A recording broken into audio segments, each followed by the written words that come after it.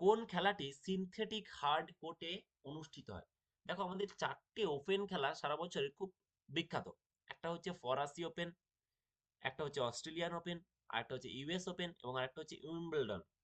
তো এদের মধ্যে কোনটা সিনথেটিক হার্ড কোর্টে খেলা হয়? আমরা দেখে নিই সঠিক উত্তর কি হবে। সিনথেটিক হার্ড কোর্টে যেটা খেলা হয় সেটা হচ্ছে Australia open. Australia open synthetic hard কোর্টে খেলা হয়। দেখো আমরা দেখে নিই এখানে ছবির সাহায্যে। বলছে যে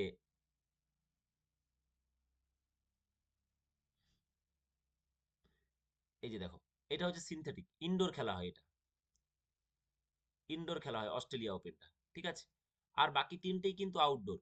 ফ্রেঞ্চ ওপেন, উইম্বলডন এবং ইউএস ওপেন, এই তিনটে হচ্ছে আউটডোরে।